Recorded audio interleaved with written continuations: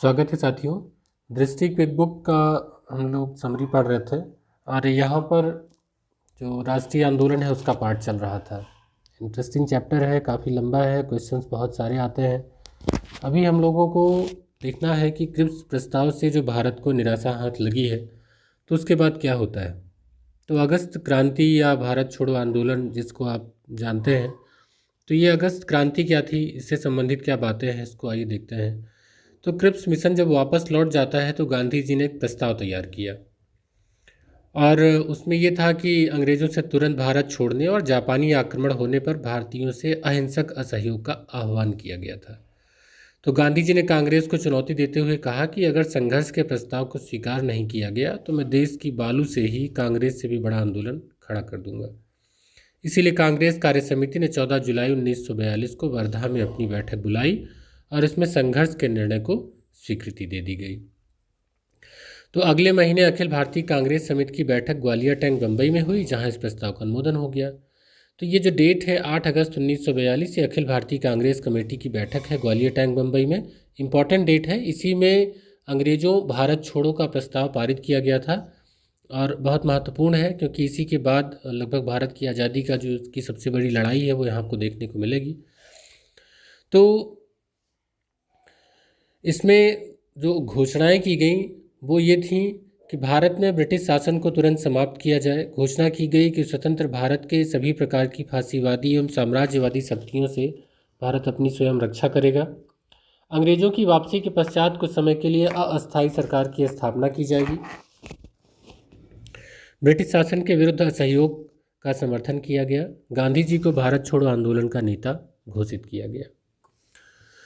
तो अब ये 8 अगस्त को जब ये हुआ, ये घोषणा हुई, ये बैठक हुई, तो अंग्रेज़ों भारत छोड़ो आंदोलन का तो प्रस्ताव हो गया, लेकिन इसके बाद अब जानते हैं कि सरकार तुरंत दमन करेगी क्योंकि पिछले आंदोलन को देख के वो किसी तरीके का यहाँ पर रिस्क नहीं लेना चाहेगी। गांधी जी ने एक बड़ा अच्छा काम किया कि उसी समय उन्होंने विभिन्न वर्गों को निर्देश दिया कि हम कैसे चलाएंगे इस आंदोलन को। तो निर्देश में ये दिया कि सरकारी सेवक नौकरी न छोड़ें लेकिन कांग्रेस के प्रति अपनी निष्ठा की घोषणा कर दें। सैनिक अपने देशवासियों पर गोली चलाने से इनकार कर दें। छात्र पढ़ाई तभी छोड़े जब आज़ादी हासिल होने तक अपने इस निर्णय पर अटल रह सके। और यदि कोई जमींदार सरकार विरोधी हो तो कृषक जो है वो पारस्परिक हित के आधार पर तय किया गया लगान दें, लेकिन अगर सरकार समर्थक हो तो लगान बंद कर दें। राजा महाराजा जनता का सहयोग करें तथा अपनी प्रजा की संप्रभुता स्वीकार करें। तो आप देखें तो उन्होंने सबको निर्देश दिया कि कैसे आपको काम करना है। तो ये एक बड़ी बात है। और देसी रियासतों के लोग जो है शासकों का सहयोग तभी करें जब वे सरकार विरोधी हों और सभी स्वयं को राष्ट्र का एक अंग घोषित करें।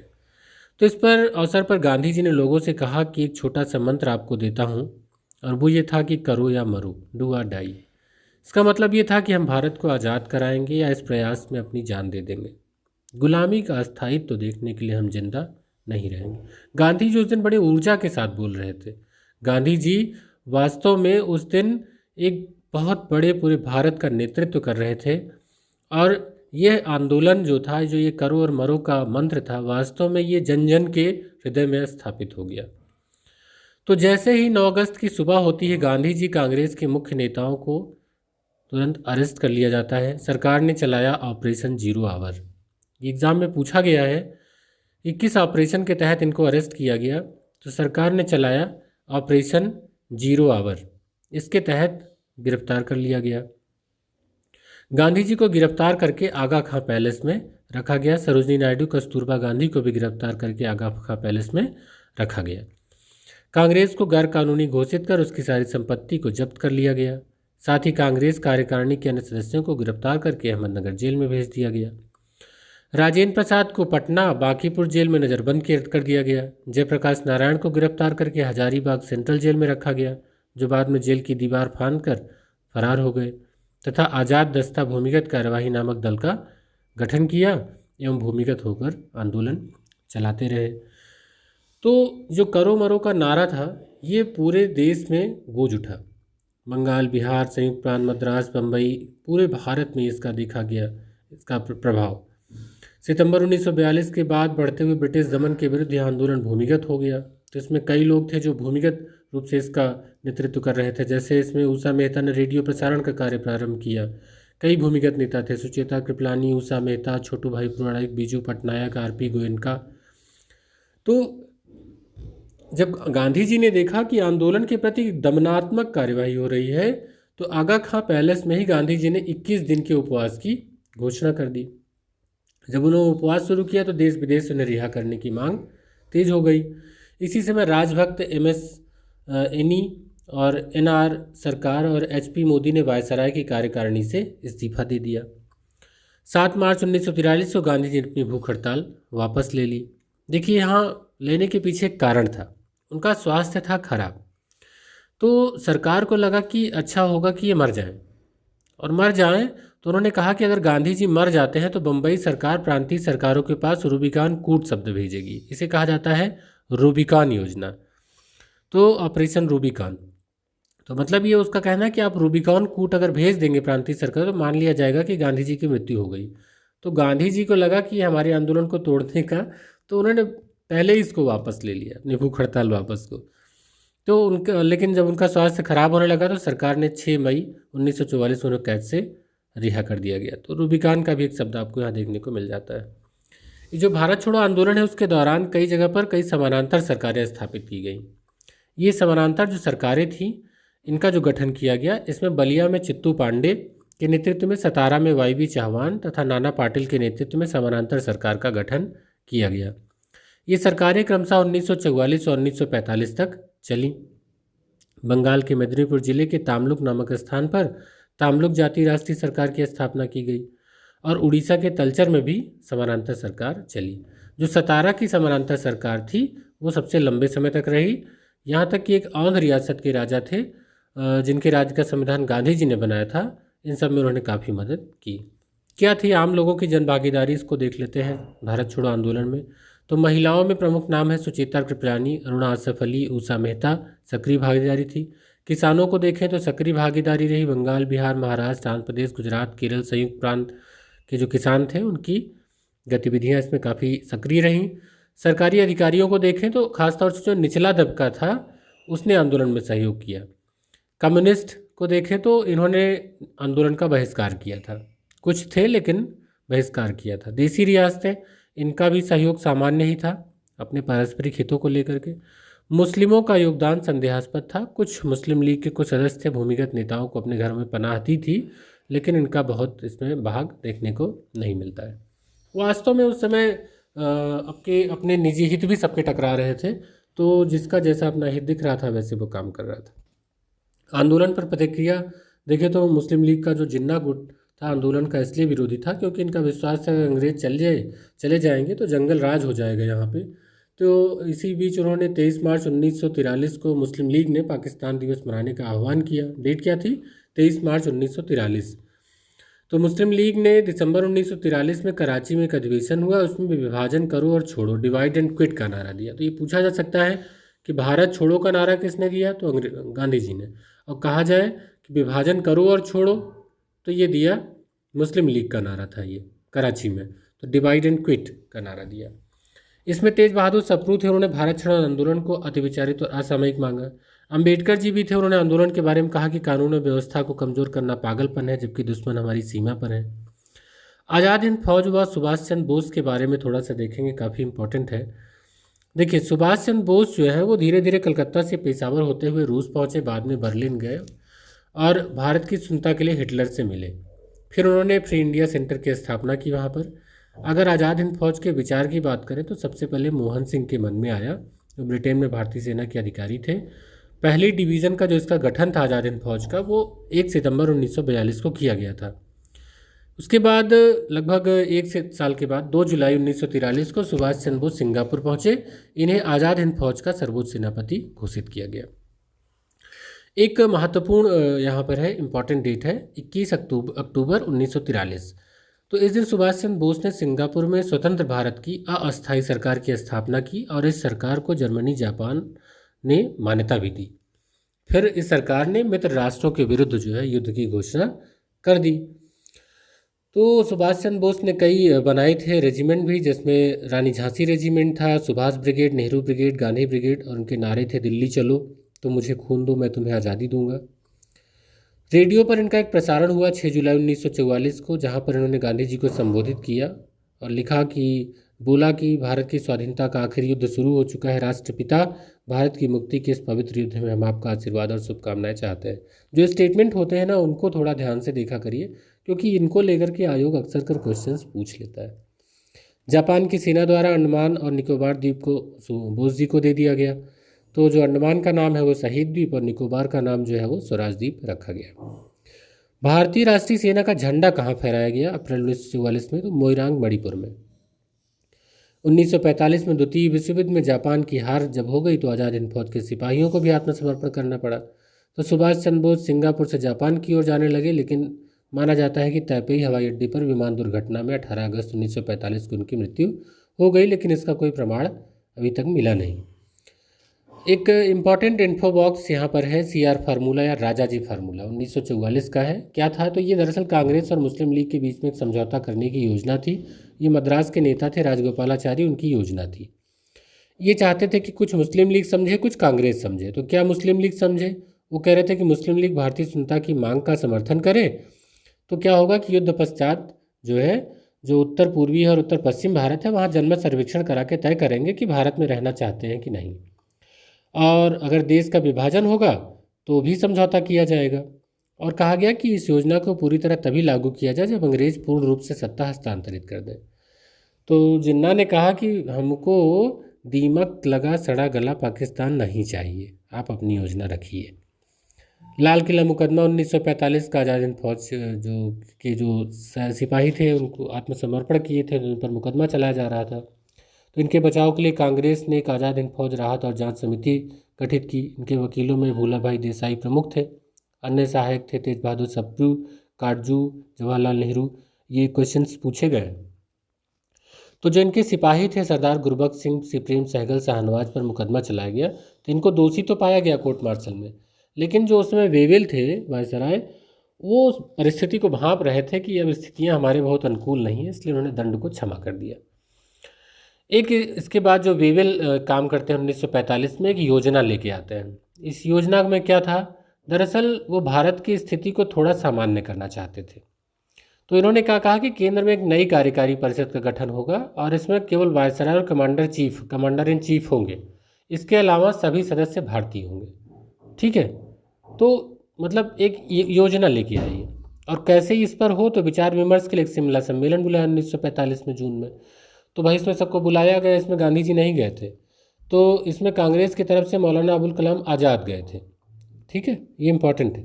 और मुस्लिम लीग की तरफ से जिन्ना गए थे। तो यहाँ पर जिन्ना जो है वो अड़ गए। उन्होंने कहा कि ठीक है, सभी सदस्य मुस्लिम लीग से लिए जाएं। ठीक क्योंकि मुस्लिम लीग ही सभी मुसलमानों का एक मित्र, एकमात्र प्रतिनिधि संस्था है। मतलब कांग्रेस कोई मुस्लिम नहीं भेज सकती, कोई और नहीं भेज सकता। जितने मुस्लिम सदस्य हैं वो केवल मुस्लिम लीग से लिए जाए। मतलब तो भाई ऐसा तो कोई मानने को तैयार नहीं हुआ। सम्मेलन की असफलता हो गई। तो वेवेल योजना भी निपट गई, और जो ये आई थी विचार विमर्श के लिए शिमला सम्मेलन, वो भी असफल हो गया। तो मैंने पहले ही कहा कि गांधी जी सम्मेलन में भाग लेने नहीं गए थे। 18 से 23 फरवरी 1946 की एक महत्वपूर्ण घटना है शाही नौसेना विद्रोह। तो ये नौसैनिक जहाज़ था HMIS तलवार। तो इसके 1100 नाविकों ने नस्लवादी भेदभाव और खराब भोजन के प्रतिवाद में हड़ताल कर दी थी। मुंबई में भी इसके समर्थन में हड़ताल का आयोजन किया गया था, और बाद में वल्लभ भाई पटेल ने हस्तक्षेप किया उनके और जिन्ना के कहने पर आत्मसमर्पण की सलाह दी। लेकिन उन्होंने जब आत्मसमर्पण किया तो कहा कि हम भारत के सामने आत्मसमर्पण कर रहे हैं, ब्रिटेन के सामने नहीं।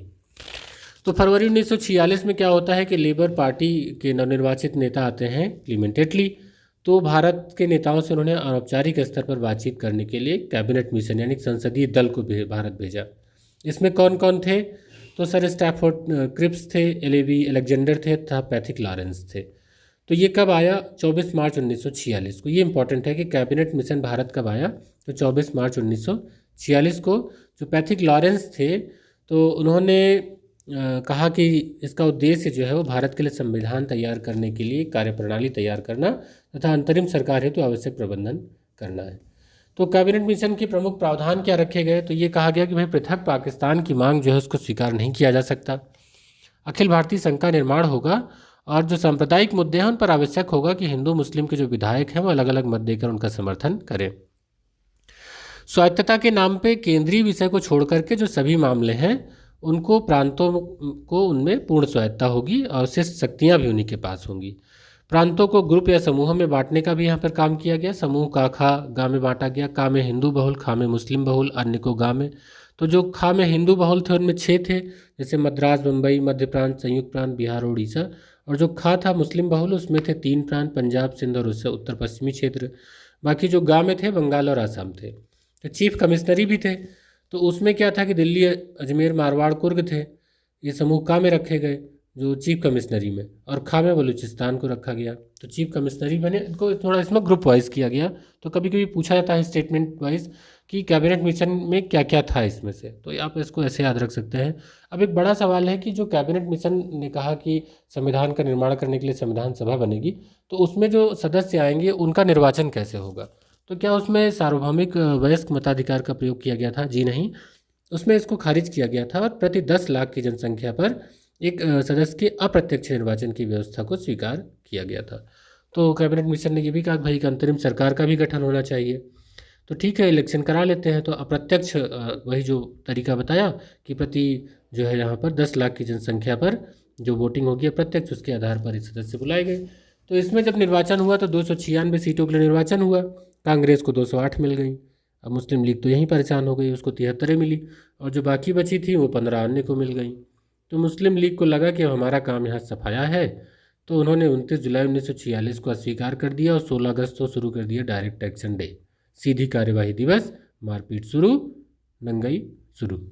अब क्या हुआ कि बिहार के मुसलमानों पर अत्याचार हुआ, नोआखली पहाड़ में हिंदुओं पर अत्याचार हुआ, देश में जाकर दंगे शुरू हो गए। तो नोआखली में गांधी जी खुद गए और वो शांति व्यवस्था बहाल कराना चाह रहे थे। माउंटबेटन ने उन्हें 1 मैन बाउंड्री फोर्स की उपाधि प्रदान की थी उनके साहस को देखते हुए। फिर ये संविधान सभा जब आती है, बनती है, तो आप देखेंगे उसमें कि 9 दिसंबर 1946 को पहली बैठक होती है। पहले अस्थायी अध्यक्ष होते हैं सच्चिदानंद सिन्हा। दूसरी बैठक की 11 दिसंबर को होती है। उसके अस्थायी अध्यक्ष बनते हैं राजेंद्र प्रसाद। प्रारूप समिति भी गठित होती है डॉक्टर भीमराव अम्बेडकर की अध्यक्षता में। फिर बाद में वो संविधान बन के तैयार होता है। तो ये हम लोग पॉलिटी में भी पढ़े हुए हैं, यहाँ समराइज़ किया गया है। चूँकि अंतरिम सरकार का भी प्रावधान किया गया था कैबिनेट मिशन में, तो उनमें क्या होना था, कौन कौन क्या बना, ये थोड़ा इंपॉर्टेंट था। तो 12 सदस्यीय मंत्रिमंडल के साथ 2 सितंबर 1946 को पंडित नेहरू ने शपथ ली। इसमें लीग के सदस्य नहीं थे, लेकिन बाद में अक्टूबर में लीग के 5 प्रतिनिधि शामिल हुए, और ये आए थे कोई यहाँ देश की भलाई करने नहीं, सरकार में अड़ंगा लगाने के लिए। तो बाद में फिर ये इसका विरोध करने लगे। फिर वो कहे कि भाई हम इसमें शामिल नहीं होंगे। 9 दिसंबर को जो पहली बैठक हुई तो उसमें मुस्लिम लीग ने बहिष्कार कर दिया। तो बहिष्कार कर दिया तो अंग्रेज़ों ने कहा कि ब्रिटिश सरकार ने कहा कि संविधान सभा के निर्णय जो है मुस्लिम बहुल राज्य में लागू नहीं होंगे। अंतरिम मंत्रिमंडल में किसको कौन सा विभाग मिला, ये थोड़ा इंपॉर्टेंट है, इसको देख लेते हैं कि राष्ट्रमंडल संबंध और विदेशी मामले जो है वो जवाहरलाल नेहरू को मिले थे। गृह मंत्री थे, सूचना और प्रसारण मंत्री थे सरदार वल्लभ भाई पटेल। रक्षा मंत्री थे बलदेव सिंह, और उद्योग और नागरिक आपूर्ति थे जॉन मथाई। शिक्षा एवं कला का जो मंत्रालय था वो चक्रवर्ती राजगोपालाचारी का था। कार्य, खान और ऊर्जा जो था CH भाभा का। खाद्य एवं कृषि डॉक्टर राजेंद्र प्रसाद के अधीन था। रेलवे एवं परिवहन आसफ अली के, और श्रम मंत्रालय जो था वो जगजीवन राम के अधीन था। मुस्लिम लीग के जो 5 सदस्य थे इन्होंने बड़े महत्वपूर्ण लिए थे विभाग। उसमें वित्त विभाग लिया था लियाकत अली खान ने। वाणिज्य विभाग था आई चुंदरीगढ़ ने। विधि विभाग जो था वो जोगिंद्रनाथ मंडल ने लिया। स्वास्थ्य विभाग जो था वो गजनफर अली खान ने, और डाक एवं वायु जो है अब्दुल रब नस्तर ने। तो हालांकि बाद में इन्होंने इसको छोड़ ही दिया। तो इसके बाद देखेंगे तो 20 फरवरी 1947 को जो लेबर पार्टी है उनके जो प्रधानमंत्री हैं क्लीमेंट इटली, उन्होंने घोषणा की हाउस ऑफ कॉमन्स में कि वो जून 1948 से पहले भारतीयों को सत्ता सौंप देंगे, और इस काम के लिए लॉर्ड माउंटबेटन को वायसराय बना के भेजा गया। तो जब माउंटबेटन आते हैं तो 3 जून की योजना लेके आते हैं। 3 जून को डिक्लेयर किया तो 3 जून की योजना हो गई।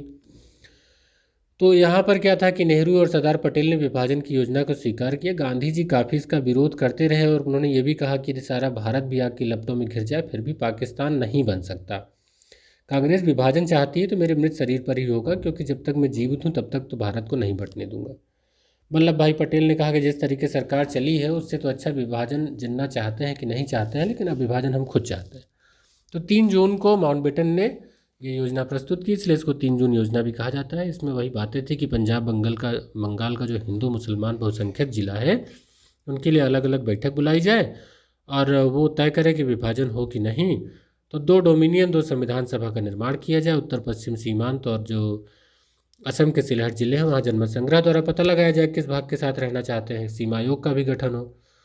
तो इसमें खान अब्दुल गफ्फार खां थे सीमांत गांधी के नाम से। उन्होंने कहा कांग्रेस के नेतृत्व ने उसके आंदोलन को भेड़ियों के आगे फेंक दिया। वो चूँकि चाहते नहीं थे कि विभाजन हो। बाद में फिर धीरे धीरे सबने हार करके नेहरू, पंत, कृपलानी, गांधी जी ने भी विभाजन को स्वीकार कर लिया। माउंटबेटन यहाँ चालाकी थोड़ी कर रहे थे। उन्होंने डिक्री बर्ड प्लान तैयार किया। माउंटबेटन ने जब इसको नेहरू के सामने रखा तो उसी समय उसको उन्होंने अस्वीकार कर दिया, क्योंकि इसको हेस्टिंग इस्मा ने प्रस्तुत किया था, इसलिए इसको इस्मा योजना भी कहते हैं। जवाहरलाल नेहरू ने कहा कि ये जो आप योजना लेके आए हैं, जैसे बाल्कन प्रायद्वीप में विभाजन हुआ छोटे छोटे देशों का, तो भारत के बाल्कनीकरण को आमंत्रण करेंगे। यूरोप का बाल्कन क्षेत्र है ना, उसका इतिहास आप देखिएगा कितने छोटे छोटे देश हैं। तो चूंकि बाल्कनीकरण सब जोड़ा तो इसलिए इसको बाल्कन प्लान भी कहा जाता है। तो यही जो डिक्री बर्ड प्लान है, ये माउंटबेटन का बांटने का तरीका, यही इसका कई नाम मिलता है। Decree bird plan, Mountbatten plan, इस्मा योजना, बाल्कन प्लान।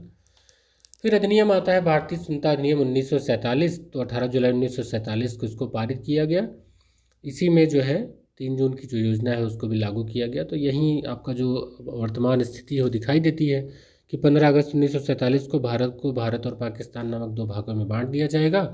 प्रत्येक राज्य में गवर्नर जनरल होगा और रियासतों को स्वतंत्रता दी गई कि चाहे भारत में मिले चाहे पाकिस्तान में, चाहे स्वतंत्र रहें। तो यही सबसे बड़ा विवाद हो गया। तो इसमें पटेल जी ने बड़ा अपना साहस दिखाया और लगभग 565 रियासतों को भारत के पक्ष में मोड़ा। ये बड़ी बात थी। तो इसमें भारत के पहले जनरल बनते हैं लॉर्ड माउंटबेटन और पाकिस्तान के बनते हैं जिन्ना। नेहरू जी बनते हैं प्रधानमंत्री। अब यहाँ थोड़ा सा, तो ये तो आपका रहा पूरा आंदोलन का। देसी रियासतों का क्या रवैया था? तो कुछ जगह संघर्ष वाली रियासतें थी, जयपुर, कश्मीर, राजकोट, पटियाला, हैदराबाद, मैसूर, त्रावणकोर, उड़ीसा, यहाँ पर खूब संघर्ष हुए। लुधियाना में राज्यपाल कॉन्फ्रेंस हुई 1939 में। इसके अध्यक्ष थे जवाहरलाल नेहरू। तो ब्रिटिश इंडिया और देसी रियासतों के आंदोलन जो है एक दूसरे के साथ इसमें जुड़े थे। बाद में जब देसी रियासतों का एकीकरण शुरू हुआ द्वितीय विश्व युद्ध की समाप्ति के बाद, तो सरदार वल्लभ भाई पटेल ने बड़ी समझदारी और सूझबूझ से उनको सुलझाया और इंस्ट्रूमेंट ऑफ एक्सेशन यानी कि विलय दस्तावेज पर उनसे हस्ताक्षर कराए। 3 प्रमुख थी, जूनागढ़, हैदराबाद और जम्मू कश्मीर। ये अपनी आज़ादी बनाए रखना चाहती थी, लेकिन इनको भी अपने अंडर में किया। जूनागढ़ जो है वो सौराष्ट्र के तट पर छोटी रियासत थी। तो यहाँ पर दीवान जो नवाब थे मुस्लिम थे और अधिकांश जनता हिंदू थी। तो हिंदू जो है भारत में शामिल होना चाहती थी। तो वहाँ के जो दीवान थे वो शाहनवाज भुट्टो, उन्होंने भारत सरकार को हस्तक्षेप के लिए आमंत्रित किया। नवाब भाग गया, जनमत संग्रह कराया गया और जूनागढ़ को रियासत को भारत में विलय कर लिया गया। हैदराबाद की बात करें तो भारत की सबसे बड़ी रियासत थी। यहाँ पर ऑपरेशन पोलो चलाया गया। कैटरपिलर के तहत भारतीय सेना ने इसमें घुस करके निज़ाम को आत्मसमर्पण करने के लिए मजबूर कर दिया। जम्मू कश्मीर को देखें तो राजा हरि सिंह थे, वो एक अपना स्वतंत्र राज्य रखना चाहते थे। तो लेकिन जो शेख अब्दुल्ला थे भारत में कश्मीर का विलय चाहते थे। इसमें क्या हुआ कि जो पठान कबायली थे पाकिस्तानी, उन्होंने कश्मीर में घुसपैठ करी। राजा हरि सिंह सोचे कि अब तो हम हार जाएंगे, गुलाम बन जाएंगे पाकिस्तान के।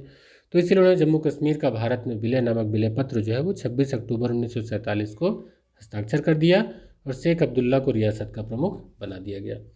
तो बाद में पठान कबाइलों को खदेड़ दिया गया, लेकिन युद्ध का खतरा मंडराने लगा। तो भारत सरकार को माउंटबेटन ने सलाह दी कि कश्मीर समस्या को संयुक्त राष्ट्र को आप भेज दीजिए सुरक्षा परिषद में, ताकि युद्ध अभी टल जाए। अभी युद्ध करने की स्थिति में दोनों देश नहीं हैं। तो भारत सरकार ने मान लिया, भेज दिया। उसमें यह था कि भाई पाकिस्तानी सेना जो है पीओके से पहले पीछे हटे तभी जनमत संग्रह होगा। अब पाकिस्तान आज तक मान नहीं रहा, वो आज तक हटा नहीं, जनमत संग्रह हुआ नहीं, आज भी बवाल चल रहा है, वो आप देख ही रहे हैं। यूरोपीय बस्तियां कई थी, जो फ्रांसीसी और पुर्तगाली बस्तियां थीं, वो कैसे भारत में शामिल हुई इनको देख लेते हैं। तो फ्रांसीसी थी चंद्रनगर, पांडे, कराईकल, माहे, जो आज पूरा पांडिचेरी है, वो फ्रांस के अधिकार में थे। तो 1 नवंबर 1954 को इनका व्यवहारिक नियंत्रण मिला, लेकिन 1962 में फ्रांसीसी संसद द्वारा जब अनुमोदन किया गया तब इसके वैधानिक अधिकार प्राप्त हो गए।